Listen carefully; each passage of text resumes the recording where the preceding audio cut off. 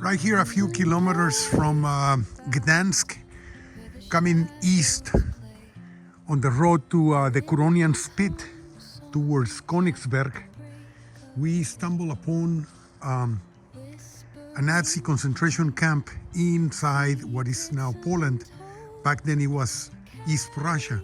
And this concentration camp is called Stutthof. Stutthof. There's one of the sentinel towers. Oh, this is an exit. So where's the entrance? We'll find the entrance in a minute.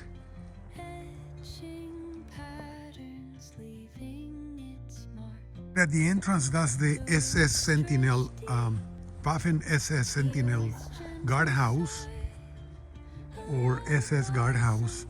And there's some other structures. Among them, this is the this building right here, housed at once a cinema for the guards. This is for the protection of the camp, obviously. A little guardhouse there. The gas chamber is on that side, and the crematorium also. So let's go and visit the camp, this Stutthof. So this is the Kommandantur, or commanding building, the one with the cinema inside, entrance to the right, and for the prisoners, the entrance over there. And it says the Kommandantur was erected in 1940-41 on the place of the former recreation and senior houses altars. On that building 20s, there was a building in the 20s and the 30s.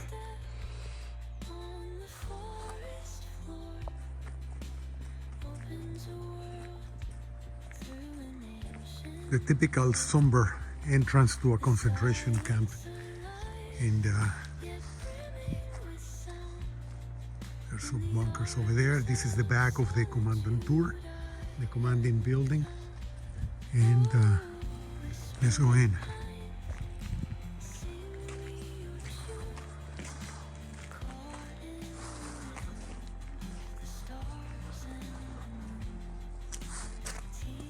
It's a sign. There were barracks here, they're no longer standing.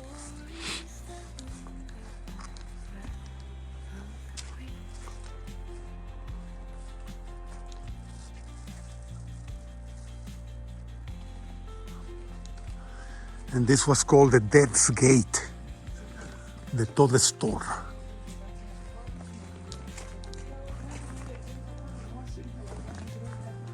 And this is the way it looked back then. Not much different than the way it looks right now. And it says 1940-41, the wooden construction of the main gate leading to the old camp was built. The inmates used to call it the Death's Gate. Standing in front of it, the column of newcomers waited to be admitted into the camp. After the registration, which took place in the administration barrack, the next stage of the welcome ceremony took place after passing through the Death Gate. There, one SS officer would hold a speech giving the inmates a picture of the place, and they got to go and they were told what was expected from them. And afterwards, the inmates' personal belongings were taken away from them, and humiliating medical examination took place. Also, a bath combined with disinfection was obligatory. About 110,000 people went through the camp's gate. About 65,000 inmates, the victims of the camp, never got out of it.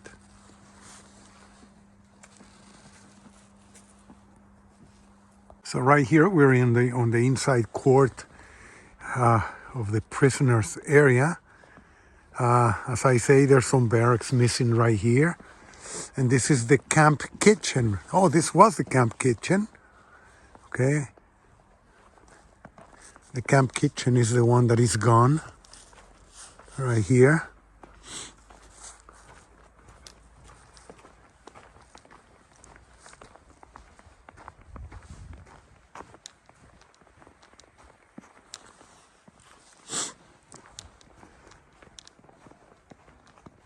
barrack number 8 and villa. Okay, it was a barrack built in 1939 where the inmates live. Since 1943, the new coming inmates spend the time of the so-called quarantine right here. I'm not sure. The smell is there.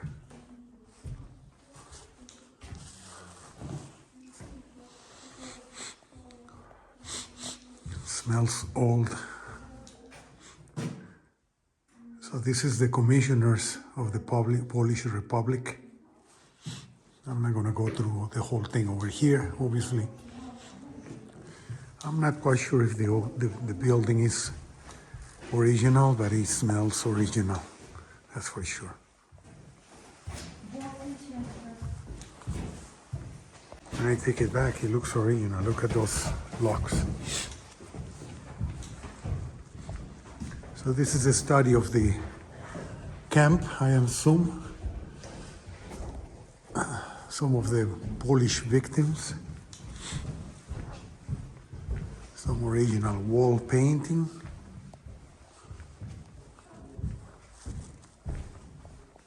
Okay, permanent exhibition. Heinrich Himmler visiting Stutthof in 1941. November 23, 1941. There's that rat. There's that murderer.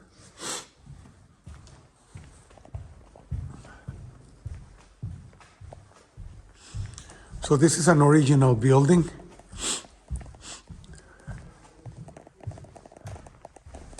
That's how the camp looked.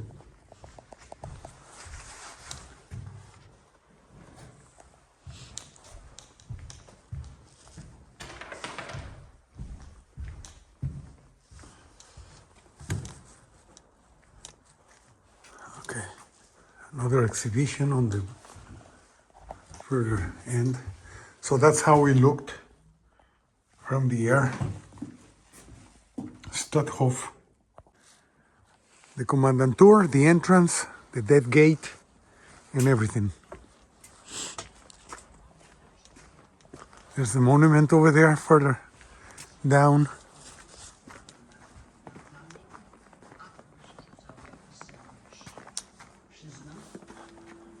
Że byli Polacy, którzy przedwojnowo jechali na pracę do Łotwy, oni też Another exhibition.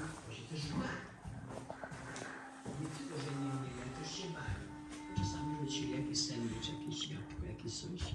Oni byli tymi, którzy nam powiedzieli... Oh, this is a washroom. There's the sinks, communal sinks. Some of the hardware is gone. Oh, that's a torture. Oh, no. That's one of the wire cable power line isolator. Some instruments, eating instruments from the population. I'm assuming right here there was a bar to hold the towels. Food implements, Zyklon B.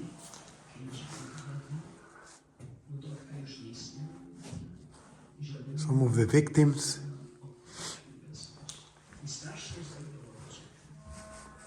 Sinks.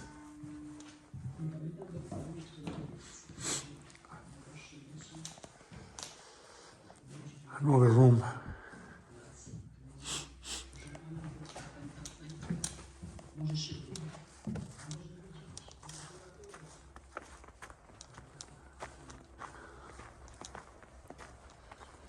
There's a gate. That looks like the crematorium over there.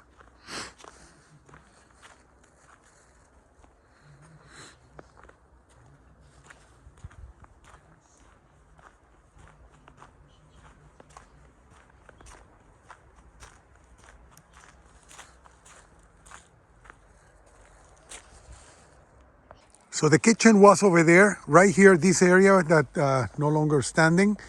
This was the storehouse where the belongings of the prisoners were kept, sorted, and prepared to be shipped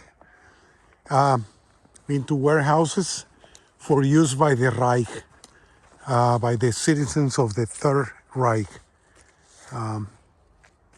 Stolen property. Here we are in another section of the camp. No idea what section, but we'll find out right now. There's one of the towers over there in the distance. But again, okay, so I haven't read the boards, but I'm assuming right there is where they prepare you to come into here. This is the concentration camp itself. Right there is where they were quarantined and stuff, washed and loose. And their belongings right here, right there, and then they would bring you into the main camp. So this is the main camp for the prisoners. Let's see if I'm correct. The barracks are gone. So it says workshops right there. And over there it says block number 2. That's block number 2, non-existent. And this was a workshop. Okay, so it says workshops. In the middle of the old camp buildings were some rooms used as craft shops, etc. I'm not going to read the whole thing. And that's one of the barracks, obviously. Let's continue on.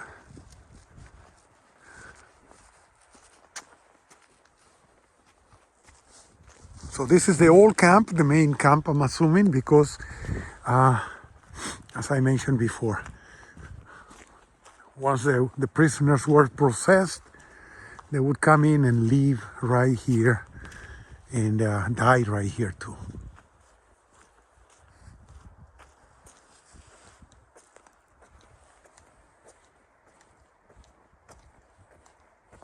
There's another section here, and it says workshops. The barrack with the camp's workshops, okay? So it's a continuation of the workshops over there. That's the entrance. A sentinel house, tower, okay.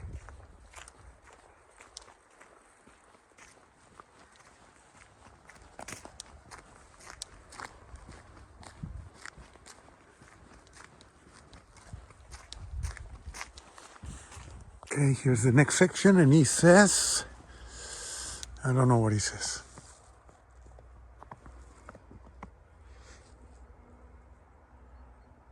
I don't know. The workshop's right there.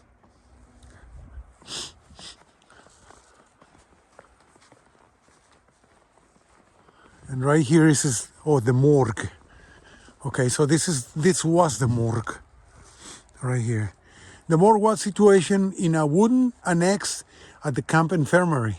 A special group of inmates were the so-called Toten Commando would bring there the corpses of the inmates that died during the day in the infirmary or on the camp's area. The corpses of the people who had died during the night were put on the floor in the washing room of the barracks, where their clothes were taken off and they were marked with a piece of carton with the camp number. In the morning they were brought to the morgue. The golden teeth of the dead were removed, which was an additional source of income for the camp.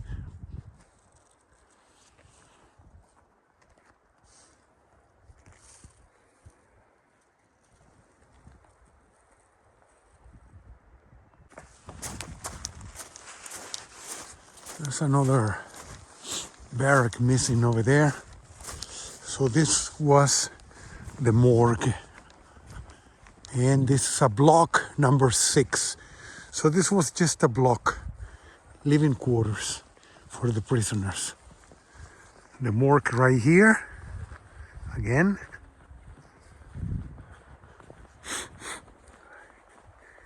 And that's where the gas chambers and the crematorium were.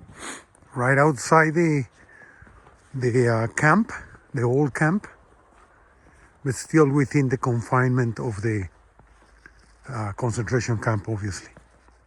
They did their own work. And it says infirmary. Oh, okay. So right here, this was the infirmary. In April 1940, barrack number 4 was finished, where the camp infirmary was organized. It was divided into surgical and internal ward. Between the two, there was the dressing room and the pharmacy. The wards were equipped with military bunk beds made of iron with straw mattresses and regularly changed bedclothes. There were too few doctors, not enough medicines, no special infirmary clothing, and the treating methods were primitive, which were the reasons for the fact that the infirmary was notorious among inmates.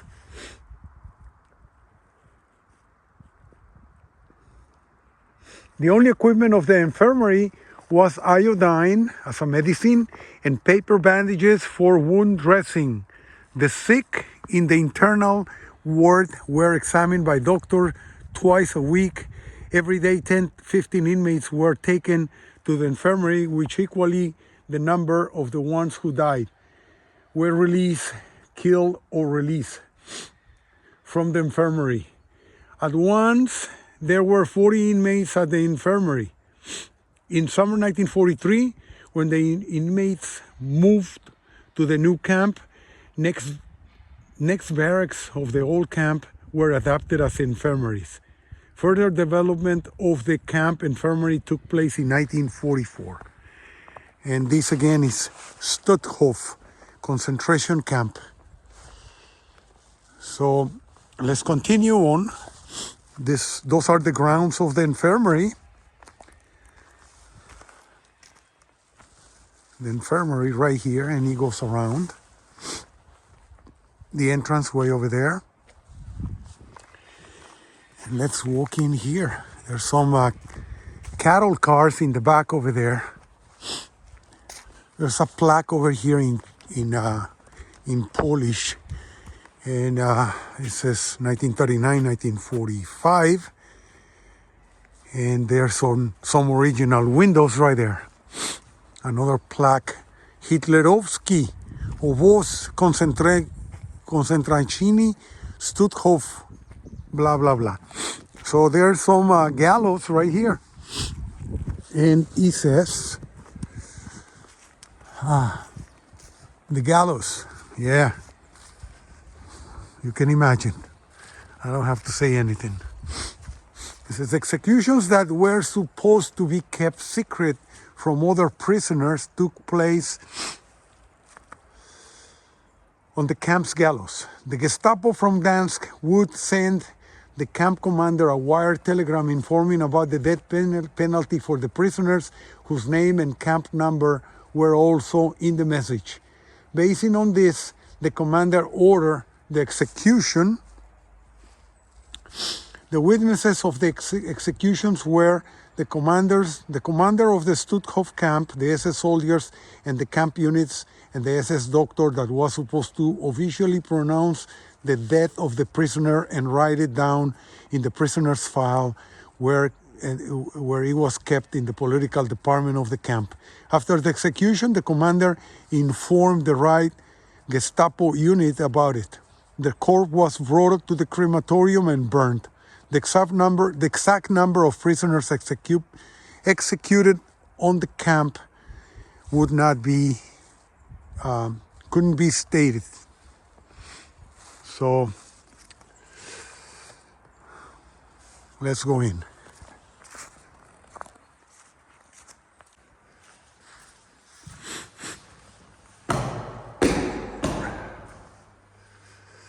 Okay, so there are some exhibitions right here. What else? Okay, continue. Oh, I'm going the wrong way.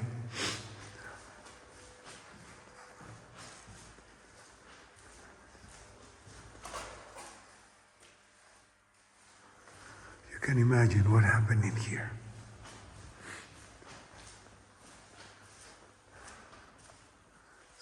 human remains found the camp.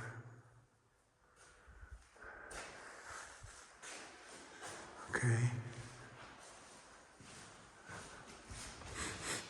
It's a can of Cyclone B. I don't see Cyclone B written anywhere, but it's a can of gas. There's some of the original poles with barbed wire. And here again is the can with the pellets. The can was open and the pellets were dropped on a screen protecting the pellets from the prisoners.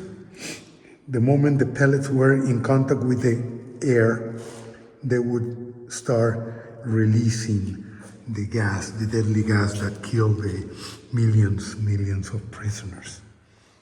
So there's the infamous gas that killed millions.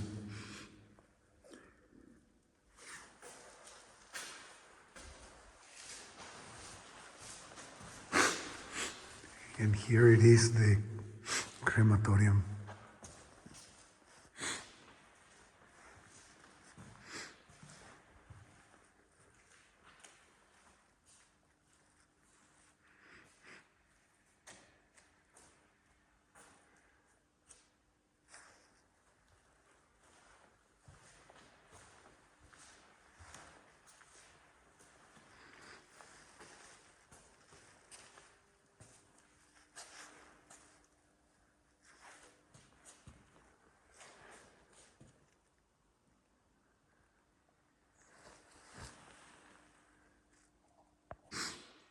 Okay, standing right here at the crematorium, I found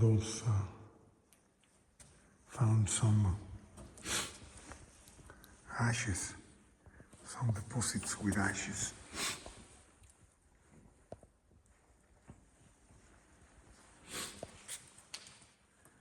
So there's some human remains from some of the victims in those containers.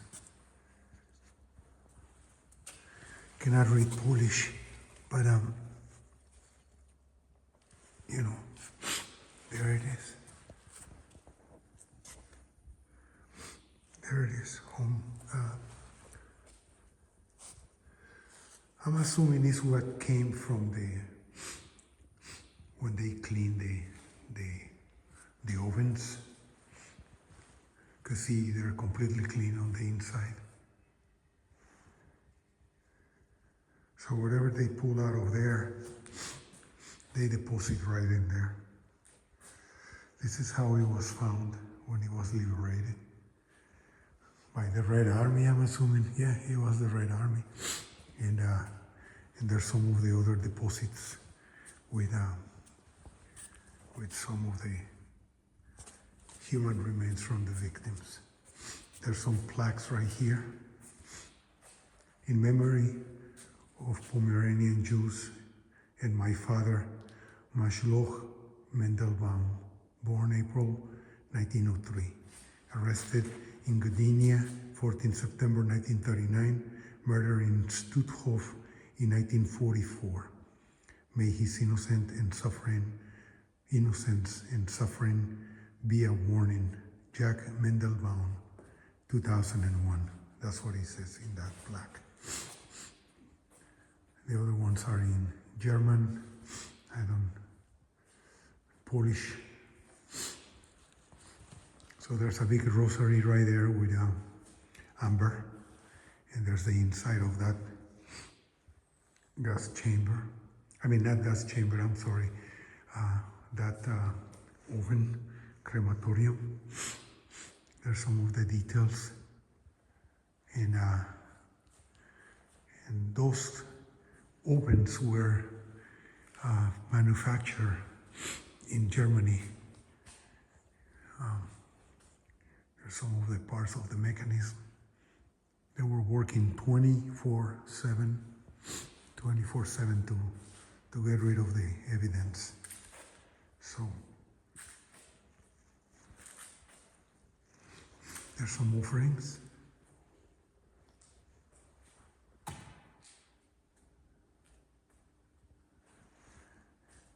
Unbelievable that he's done what a man can do to another man.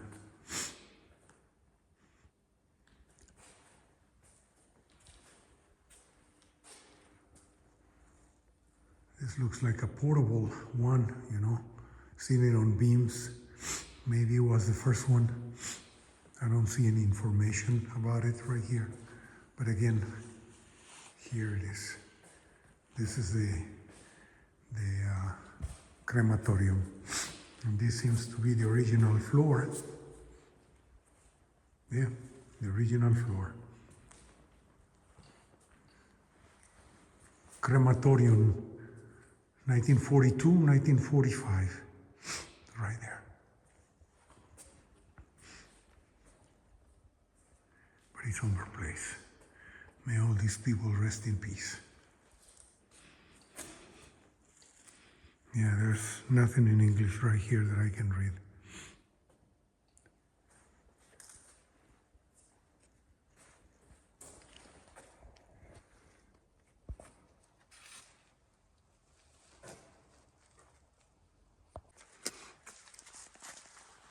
The original doors of the crematorium. There's some rail cars. And this is the crematory. The crematory started working at the end of August 1942. At the beginning it was only one metal oven under a wooden roof with oil as fuel. At the end of 1942, the beginning of 1943, the German company Corey installed 2 more brick ovens in which coke was used. Around them, a wooden barrack was built, which burned down at the end of 1944. In the rebuilt crematory rooms, the executions of 6 Jewish women took place. They were shot in the back of the head.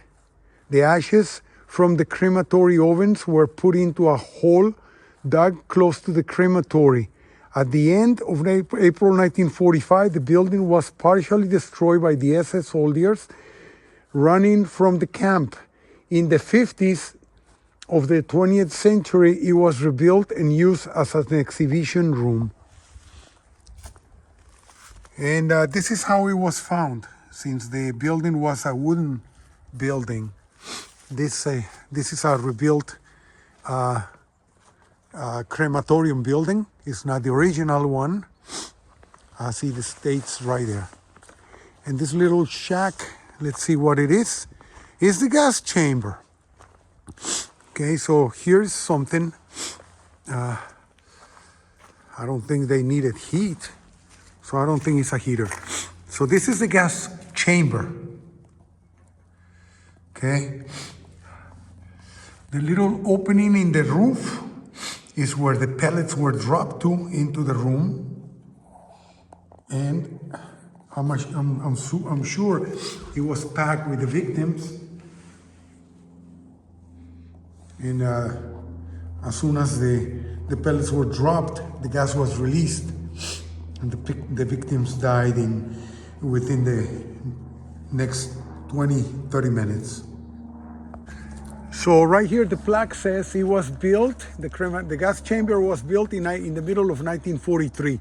At the beginning, the inmates' clothing was disinfected there.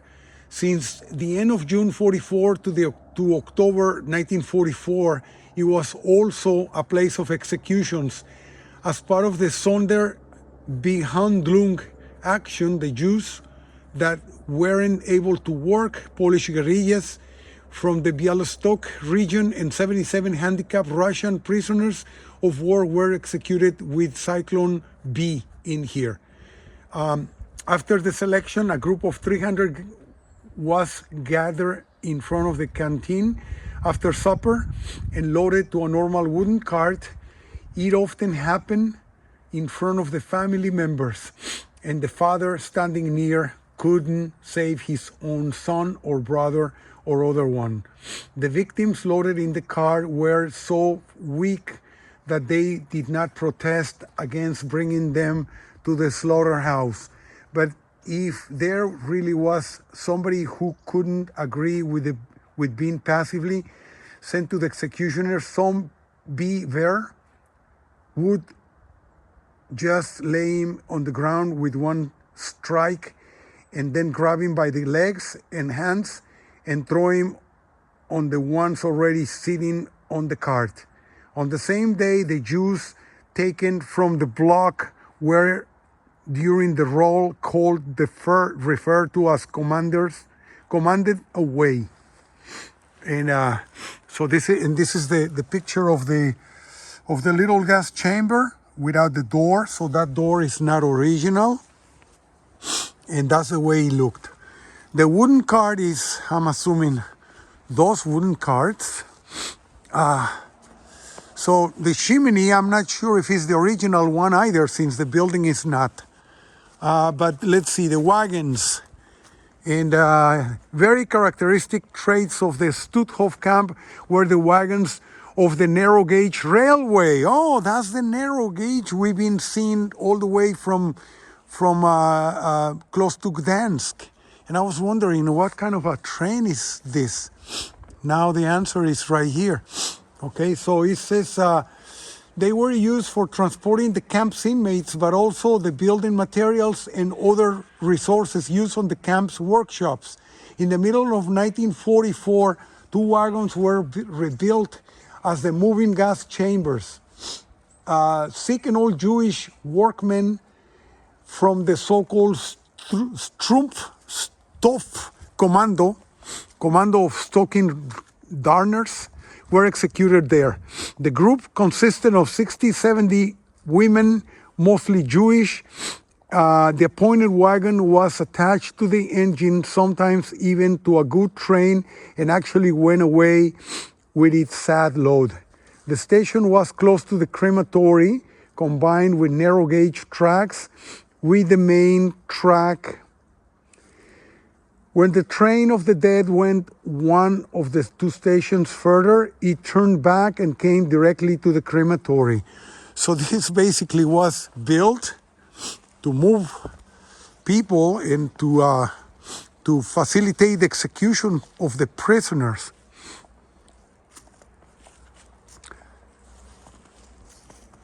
I was gonna use the word funny, but since I got into this peninsula, I've been looking at the train tracks, and I said, those train tracks are too narrow. I would love to see the train that runs through here. Anyways, there's the Star of David, and there's the other end of the crematorium, the gas chamber. The gas chamber is the original one. The doors are not, and they're added later because they were removed, I don't know if by the Nazis or by people gathering materials, the people that lived around here gathering materials after the war for different purposes.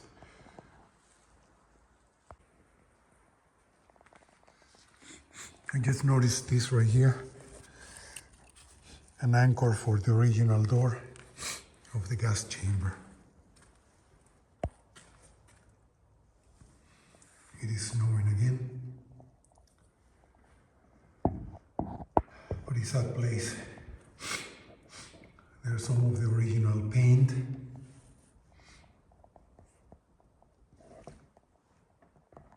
Some of the beams in the ceiling are exposed already. The concrete is breaking.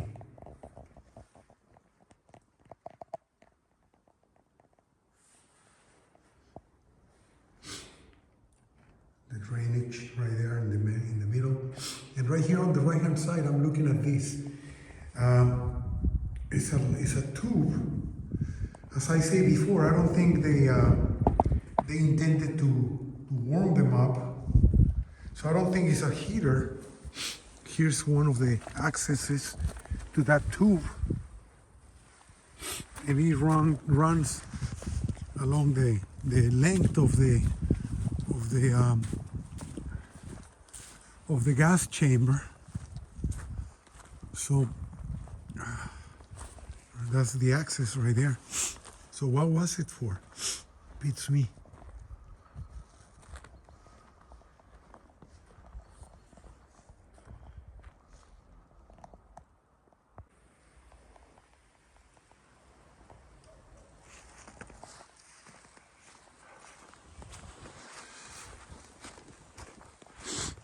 And finally, here is a monument. So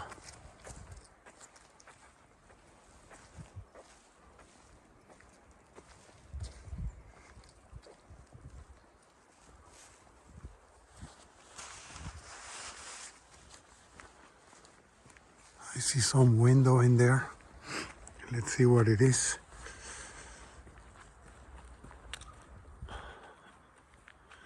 I have an idea of what it is, but let's see. Yeah, human remains. Human remains from Stutthof concentration camp. Human remains from back there, from the crematorium area. I guess they cleaned the area completely, and they place the remains here.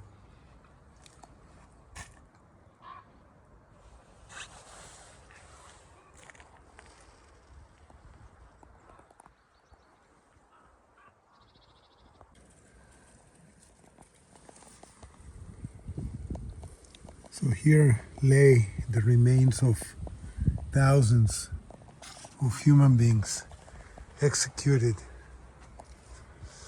right there and burned right there in that area in the name of purity of race or land and blood or race and blood, protecting the folk, etc. Stutthof concentration camp.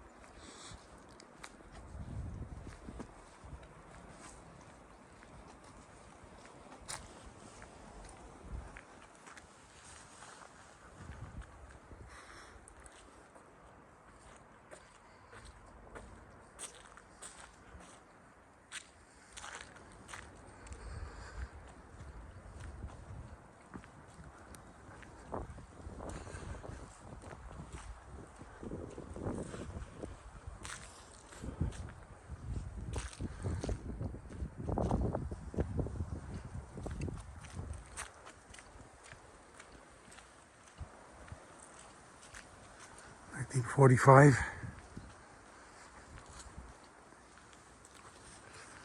Some offerings.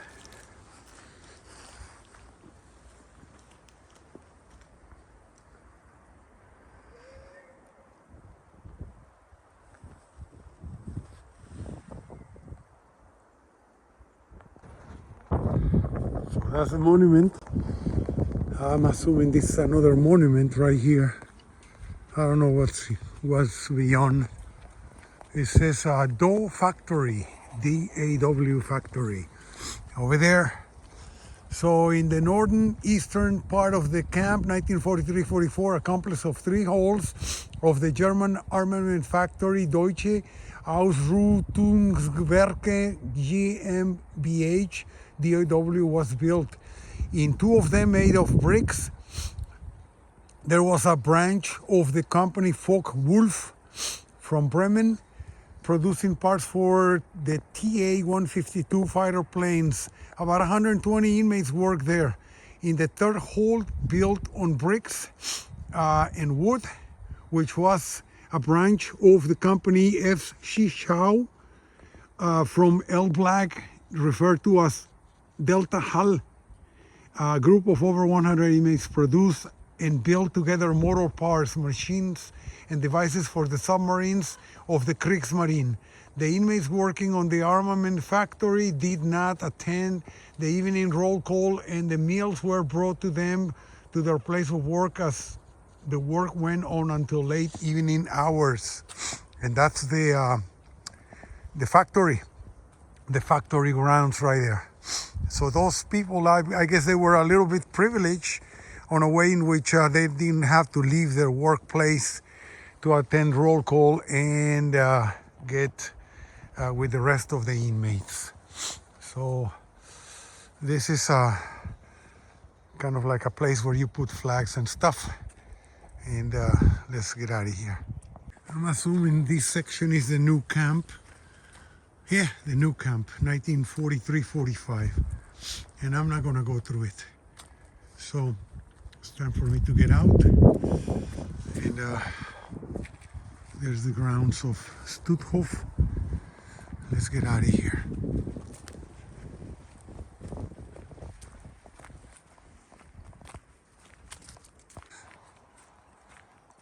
So right in these three buildings, the Nazis established with free labor 3 factories. One for Focke-Wulf aircraft parts and one for submarine parts. I guess this was the shack for control of the entry and exit of the prisoners. So this is the factory section for specialized technicians and stuff like that. It's amazing all the money they made with free labor.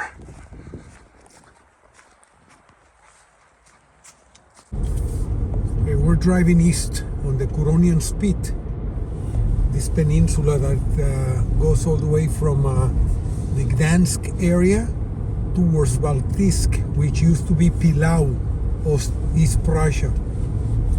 And this whole peninsula goes all the way to Pilau or Baltisk. The thing is that halfway through is the border with Russia. So we're driving right now towards the border with Russia on the Curonian Spit. This is the old East Prussia, and it's a beautiful area. On this side we have the lagoon, and on this side, on the left-hand side, we have the Baltic Sea.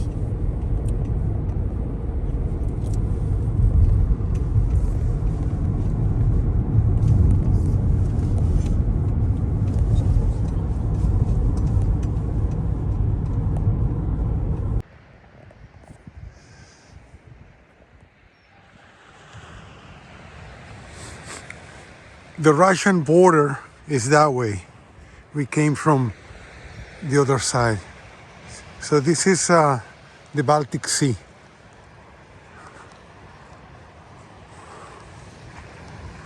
This is East Prussia,